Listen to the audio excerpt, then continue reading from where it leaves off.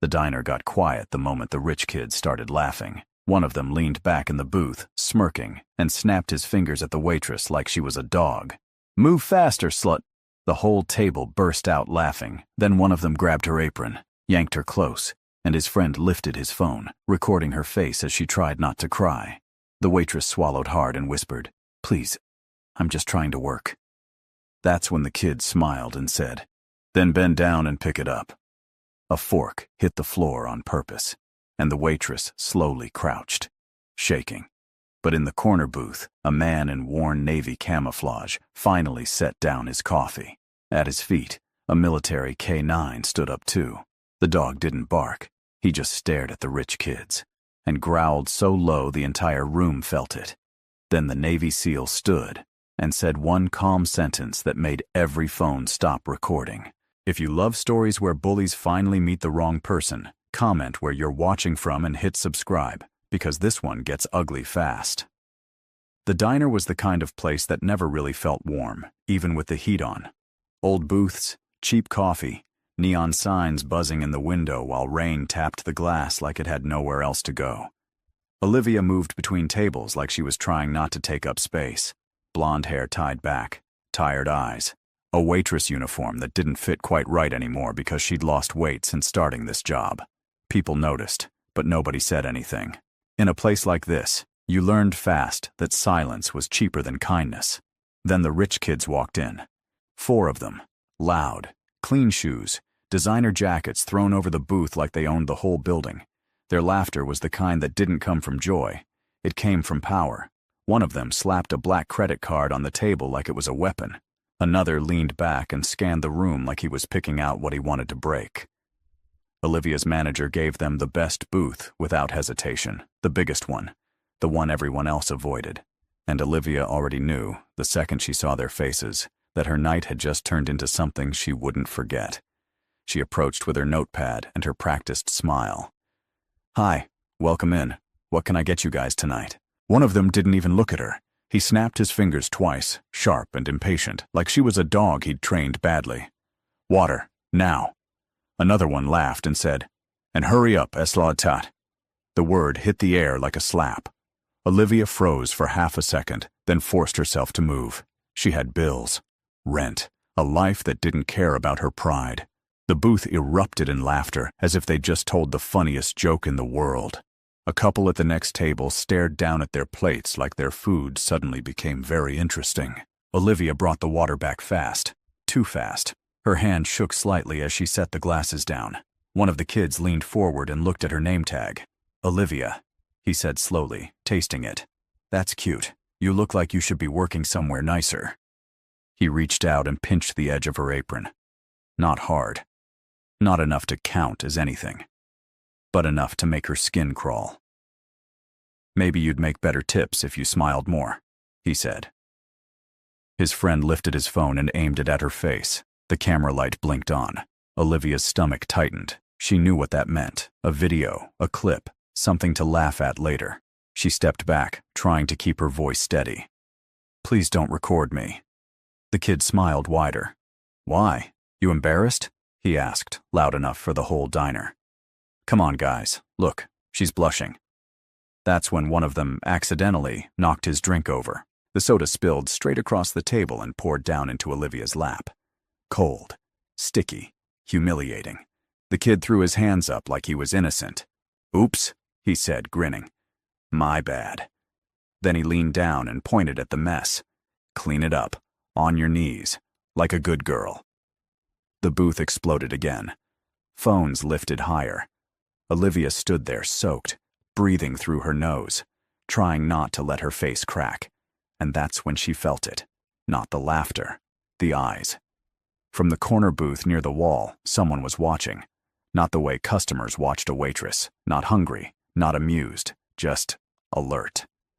A man sat alone with a plain black coffee and the cheapest meal on the menu. Navy camouflage pants, worn boots, a jacket that looked like it had been through hell and refused to die. He wasn't staring at Olivia. He was staring at them. At his feet lay a German shepherd, big, disciplined, and perfectly still, like a statue carved out of muscle. The dog didn't move, didn't bark, but its ears were up, and its eyes never left the rich kid's booth. Olivia didn't know why, but seeing that dog made her chest loosen slightly, like she could breathe again. Then the kid filming her stood up. He walked around the booth and blocked Olivia's path to the kitchen. "Where are you going?" he asked. "You're not done. You made a mess." Olivia tried to step around him, and he grabbed her wrist. Hard this time, not playful, not a joke. Her tray slipped from her hand and clattered onto the floor. The whole diner went silent, the way a room goes silent right before something bad happens. The rich kid leaned closer and whispered, loud enough for everyone to hear, "Say sorry, or I'll make you." Olivia's eyes flicked toward the corner booth. The man in camouflage slowly set his coffee down, and under the table, the German Shepherd stood up. The dog didn't bark, but the growl that came next made every phone stop recording. The growl didn't sound like a dog losing control. It sounded like a warning from something trained to end problems. The rich kid holding Olivia's wrist froze for half a second, his smile flickering. The others stopped laughing too, like their brains couldn't decide whether this was funny or dangerous. Olivia stood there, wrist trapped, soda dripping down her uniform, her face hot with shame. She didn't pull away, not because she didn't want to, but because she'd learned the hard way that sometimes fighting back only made people crueler.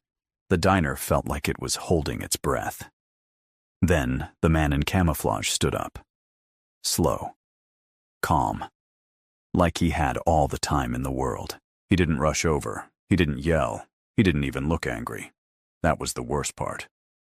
His face stayed blank, but his eyes were the kind that made you feel like you were being measured. Like he could see every stupid choice you were about to make before you made it. The German Shepherd stepped forward with him, shoulder level with the booth, body stiff but controlled. The dog didn't lunge. It didn't snap. It just stared. And the kid's fingers loosened around Olivia's wrist without him even realizing it. "Let her go," the man said. His voice wasn't loud. It didn't need to be. One of the rich kids laughed, trying to bring the power back. "Who are you, her boyfriend?" he sneered. Another one waved his phone and said, "Yo, this is perfect. Look at this homeless soldier acting tough." He stepped closer, filming the man's face. "Say something cool for TikTok, Grandpa." The man didn't move, but the dog did. Cooper's head lifted just an inch and his lips pulled back enough to show teeth. Not a wild snarl, not rage, a professional display, a message. The kid filming took a step back and the phone lowered a little. The leader of the group, the one with the expensive watch and the loudest mouth, slid out of the booth. He was tall, athletic, the kind of kid who'd never been told no by anyone who mattered. He walked right up into the man's space and puffed his chest. "You can't threaten us with your mutt," he said. "We've got money. You know what that means. It means you disappear when we tell you to." The man finally looked at him fully. "Money doesn't make you untouchable," he said. That should have been the end of it. But spoiled people don't walk away when they feel embarrassed. They double down. The rich kid suddenly shoved the man in the chest. Hard, not enough to knock him down, but enough to make a point. Olivia gasped. The whole diner flinched. Cooper's growl dropped lower, like a motor turning on. The man lifted one hand slightly, not to hit, but to stop the dog from reacting. His control was almost scarier than violence. The rich kid grinned like he'd won. "What now?" he taunted. "You gonna cry? You gonna call the cops?" And right then, the front door opened. Not the police, the manager. Tom, the same man who had handed Olivia this job with a fake smile and a warning about not causing problems, came storming out from the kitchen. His eyes were wide, and he looked more terrified of the rich kids than the situation itself. "Hey! Hey, hey!" he shouted. "Everybody calm down!" The rich kid turned toward him like a king addressing a servant.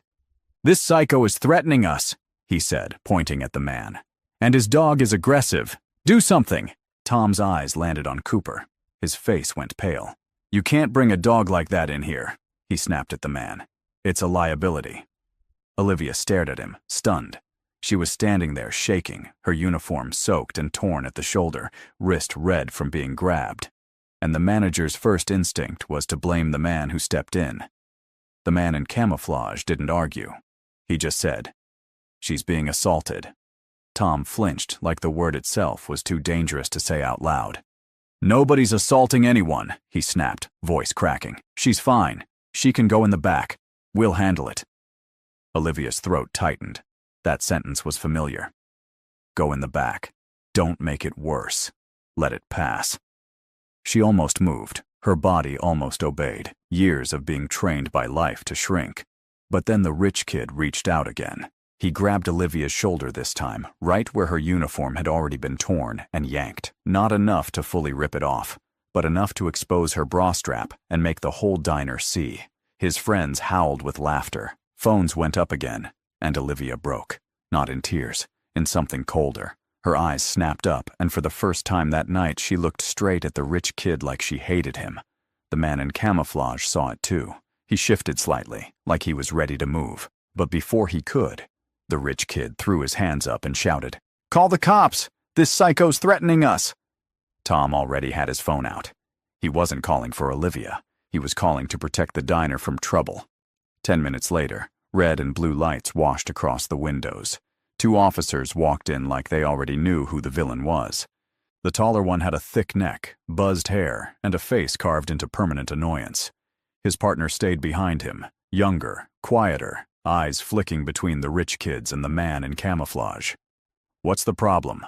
the tall one asked. The rich kid started talking immediately, loud, confident. "This guy came in here with a dangerous dog. He threatened us. He's harassing customers. He's probably drunk, and he's scaring everyone." The officer nodded like it made sense. Then he looked at Nathan, and his eyes changed. Not because Nathan looked guilty, because Nathan looked poor. The officer's gaze dropped to the worn boots, the frayed jacket, the scars on his knuckles, and then to Cooper. "That dog trained?" he asked sharply. Nathan's voice stayed calm. "Yes." "Police dog?" "No." The officer's mouth tightened. "Then it's not allowed in here, especially if it's growling at customers." "It growled because they were assaulting her," Nathan said, nodding toward Olivia. The officer glanced at Olivia for half a second. He didn't ask her anything, didn't check her wrist, didn't look at the torn uniform. He just said, "Ma'am, are you okay?" Olivia opened her mouth, and Tom cut in fast. "She's fine," he said. "She's just emotional. She gets overwhelmed." Olivia's stomach dropped. The rich kids smiled like sharks. The officer turned back to Nathan. "You need to leave," he said. "Now." Nathan didn't move. "Officer," he said, "I'm not the threat here." The officer's hand drifted toward his belt. "You want to argue with me? You want to make this worse?" And that's when Cooper took one slow step forward. Not toward the rich kids, toward the officer. The dog's posture wasn't aggressive, it was protective. The officer's partner immediately tensed. "Sir," he warned, voice tighter now. Nathan's fingers tightened slightly on Cooper's collar. Olivia felt her heart hammering, because she suddenly realized something terrifying. If Cooper moved the wrong way, if the officer panicked, they wouldn't just kick Nathan out, they'd destroy him, and the rich kids knew it. One of them leaned close to Olivia's ear and whispered, smiling, "Watch, we're about to ruin him." Then Nathan quietly reached into his jacket and pulled out something that made the younger officer go pale. If you were Olivia in that moment, would you speak up and risk everything, or stay silent to survive? Drop your answer in the comments. Nathan didn't pull a weapon. He pulled out a small worn leather wallet, the kind that had been opened 1,000 times with tired hands. He flipped it open and held it low so only the officers could see. Inside was a military ID, not new, not shiny, not something made to impress anyone. But the younger officer's eyes locked onto it like he'd just read a name he wasn't supposed to see in real life. His whole posture changed. His shoulders straightened. His mouth opened slightly, then closed again. "Sir," the younger officer said, quieter now. The older officer snatched the ID out of Nathan's hand like it offended him. He glanced down, then scoffed. "So what?" he snapped. "That doesn't give you permission to cause a disturbance. You want a medal? This is a diner, not a parade." Nathan's face didn't move, but Olivia saw something in his eyes shift. Not anger, something older, heavier. The younger officer leaned closer to his partner and whispered, "That's a SEAL." The older officer rolled his eyes. "Yeah, and I'm the president." Nathan took his ID back calmly and slid it into his jacket. "I'm leaving," he said, "but you're not going to punish my dog for standing still." The older officer stared at Cooper like he wanted an excuse. "That animal is a threat." Cooper didn't blink. He just sat down, perfectly, like a statue carved from discipline. And that's when the rich kids made their next move. The leader smirked and said loud enough for everyone, "Officer, he threatened us. That dog growled at us. He should be arrested." His friend chimed in, "Yeah, and the waitress is lying because she's probably sleeping with him." Olivia flinched like she'd been slapped. Her cheeks burned. Her hands clenched at her sides. She was done being used as a prop. But she could feel the whole room leaning toward silence again. The customers didn't want trouble. The manager didn't want paperwork. The police didn't want a complicated report. Everyone wanted the easiest story. Poor guy with a scary dog caused a scene. Case closed. Nathan looked at Olivia once, just once, and in that glance, she felt something she hadn't felt in a long time. Permission. Not to be saved. To stand. Olivia's voice came out before she could stop it. "That's not what happened." The diner froze. Every head turned. The older officer's eyes narrowed. "Excuse me?" Olivia swallowed hard. Her throat felt dry, but her words were clear. "They grabbed me. They tore my uniform. They spilled drinks on me on purpose. They filmed me. They were humiliating me." The rich kids burst out laughing like she'd just told a joke. "She's making it up," one said. "She's mad because she didn't get a tip." The officer turned to Tom, the manager. "Is that true?" he asked. Tom hesitated. Olivia stared at him, begging without meaning to. Tom looked away. Then he said, "I didn't see anything, but she's been emotional lately. She's unstable." Olivia felt her stomach drop. That word, unstable. It was how people erased women without leaving fingerprints. Nathan's jaw tightened slightly, like he'd expected it. The older officer nodded like that was enough. "All right," he said. "Here's what's going to happen. You," he pointed at Nathan, "are leaving, now. And you," he pointed at Olivia, "are going home. You're done for the night." The rich kids grinned, and one of them, the one who had grabbed Olivia's wrist earlier, did something so cruel it almost looked casual. He stepped back toward the booth, then accidentally knocked a glass off the table. It shattered, and the shards skidded across the floor right in front of Cooper's paws. Cooper didn't move, but he flinched, just slightly. The older officer's eyes lit up like he'd been waiting for that. "See?" he barked. "Aggressive." The younger officer stepped in fast. "Sir, the dog didn't—" "Shut up," the older officer snapped. "I'm handling this." He reached for his radio, and Nathan moved. Not fast, not violent, just one step. But it was enough to make the officer pause. Nathan's voice dropped lower. "Don't do that," he said. The older officer's face hardened. "Or what?" Nathan didn't answer. He just looked at him, and the older officer suddenly looked uncertain, because Nathan wasn't bluffing. He wasn't threatening. He was warning. The rich kids sensed it too, and spoiled people hate when they feel the room slipping away from them. So, the leader did the dumbest thing possible. He pulled his phone out and stepped right up to Nathan's face, recording. "Say it again," he taunted. "Come on, tough guy. Say something cool. Show everyone what a broke SEAL looks like." Nathan didn't look at the phone. He looked past it, at the kid's wrist, at the way his fingers held the device, and in one clean motion, Nathan reached out, twisted the kid's wrist, and took the phone. No punch, no slam, just a controlled, surgical move that made the rich kid yelp and drop to one knee. The diner gasped. Olivia's breath caught. The kid's face went red instantly. "He attacked me!" he screamed. Nathan held the phone in his hand. Then he turned it around and pressed play, because the phone had been recording the whole time, and on the screen, loud and clear, was the earlier moment. The grabbing, the laughing, the torn uniform, the words. "Clean it up. On your knees. The entire diner watched in dead silence as the proof played out. Even the older officer's face changed, not because he cared, but because now it wasn't a story anymore. It was evidence. The rich kids panicked. One of them lunged for the phone. Cooper stood up so fast his chair scraped. A deep growl filled the diner like thunder, and the kid froze mid-step, suddenly remembering that this dog wasn't a pet. It was a partner. The older officer's hand went to his belt again. "Everyone calm down!" he shouted, but it was too late. The truth had already landed. Nathan looked at Olivia, then at the officers. "You can do the right thing," he said quietly, "and you can do it on camera." The younger officer swallowed hard. The older officer stared at the screen, and the rich kids started backing toward the door like rats, realizing the trap had closed. Then the leader hissed under his breath, eyes full of hate, "You don't know who my father is." Nathan's face stayed calm, but Olivia saw the change in him, the recognition, like he did know, and it was worse than the kid could imagine, because Nathan slowly looked at the officer and said, "Call your supervisor and tell him whose son this is." The older officer's face tightened like he'd just swallowed something bitter. "Call my supervisor?" he repeated, trying to laugh it off. "You think you run this town now?" Nathan didn't blink. He didn't raise his voice.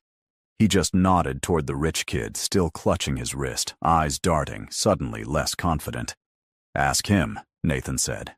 "Ask him who his father is. Then ask yourself why he thought he could do that to her in public." The diner stayed dead quiet. Even the fryers in the kitchen seemed to sound softer. The younger officer hesitated, then lifted his radio with a shaky hand. "Dispatch. I need Sergeant Halverson at Rel's Diner. Now." The rich kid's smile vanished completely. He backed up a step and hissed, "You can't do this." Nathan finally turned his head and looked him straight in the eyes. "I'm not doing anything," he said. "You did." 5 minutes later, a black unmarked SUV rolled up outside, not the kind of vehicle local cops drove. The headlights swept across the diner windows, and the whole room felt it. 2 men stepped out, both in plain jackets, both moving like they were used to rooms going silent when they entered. The first was Sergeant Halverson, older, heavier, with tired eyes and a jaw like concrete. The second wasn't in uniform at all. He wore a fitted coat and carried himself like a man who didn't need a badge to be obeyed. He stepped inside, took one look at the rich kid, and the kid's face went pale. "Dad," the kid muttered. And suddenly, everything made sense. The man didn't say his son's name. He didn't ask what happened. He didn't look at Olivia first. He looked at Nathan, long, hard, like he was trying to figure out why this stranger wasn't scared of him. Nathan handed over the phone. "Watch it," he said. The man's eyes flicked to the screen. The audio played. The slur, the grabbing, the laugh, the humiliation, the part where Olivia's uniform tore, the part where the kid said, "On your knees." A few customers looked away, ashamed they'd heard it and done nothing. Sergeant Halverson's face darkened with every second. When the video ended, the diner was so quiet you could hear rain dripping off coats. The man in the coat finally turned toward his son. He didn't yell. That was the terrifying part. He spoke softly, like he was giving a final instruction. "Get in the car." The kid tried to protest. "Dad, they're lying." The man cut him off with a single look. "Now." The kid swallowed and obeyed, shoulders slumped. His friends followed behind him, suddenly quiet, suddenly small, suddenly realizing money didn't mean much when a bigger kind of power was in the room. But the man didn't leave. He stayed.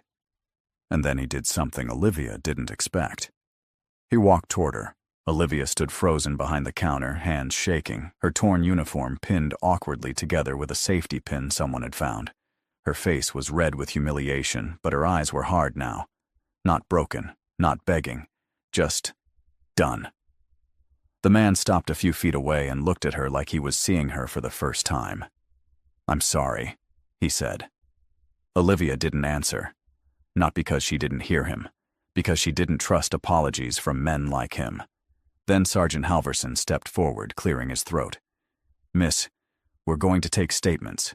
That video is enough to press charges. Harassment, assault, disorderly conduct. He looked at Nathan next. And you're not in trouble. Your dog isn't either. The older officer, the one who had tried to blame Nathan, shifted uncomfortably. His cheeks were red. He didn't say sorry. He didn't even look at Olivia. He just stared at the floor like the floor might forgive him. Nathan didn't celebrate. He didn't smirk. He just looked down at Cooper, who had sat back down the second the threat ended, breathing steady, eyes still watchful. Nathan's hand rested on the dog's head, and Olivia saw his fingers tremble slightly. Not fear, exhaustion. Like a man who had carried too many battles and never asked for credit. Sergeant Halverson glanced at Nathan again. "You're Navy," he said quietly. "Right." Nathan hesitated, then nodded once. The sergeant's voice softened. "SEAL." Nathan's jaw tightened. Was. That single word hit Olivia harder than anything else that night. Was. Like something had been taken from him, or like he'd walked away from it and never fully came back. The man in the coat, the rich kid's father, watched Nathan for a moment longer. Then he spoke again, not to Olivia this time, but to Nathan. "You didn't have to get involved," he said. Nathan's eyes stayed calm. "Yeah," he replied. "I did." The father's expression flickered, and for the first time, Olivia saw something like respect. Not friendly, not warm, but real, the kind you can't buy. He nodded once, then turned and walked out. The rich kids were gone. The police were still there, but the air had changed. And then something happened that Olivia never forgot. A woman from the corner booth, someone who had stayed silent all night, stood up slowly. She walked over to Olivia, took a folded 20 from her purse, and placed it gently on the counter. "I'm sorry," she whispered. Then another man stood up. Then another. People began leaving tips, not because they owed her money, but because they owed her something else. Acknowledgement, a witness, a small apology for being part of the silence. Olivia's throat tightened. She tried to speak, but her voice wouldn't come. Nathan didn't stay for the applause. He never wanted it. He clipped Cooper's leash on gently and walked toward the door. Olivia stepped out from behind the counter without thinking. "Wait!" she called. Nathan stopped. She walked up to him, her hands shaking, and she didn't know what to say. Thank you felt too small. Sorry felt too late. She looked down at Cooper instead and crouched, letting the dog sniff her fingers. Cooper's tail thumped once. Olivia's eyes filled. "He saved me too," she whispered. Nathan's voice came out rougher than before. "He doesn't like bullies," he said. Olivia let out a small, broken laugh through tears. "Neither do I," she said. Nathan nodded. Then he reached into his jacket pocket and pulled out a folded business card. It wasn't fancy, just a name and a number written in black ink. "If you ever need help," he said, "you call." Olivia took it like it was something sacred.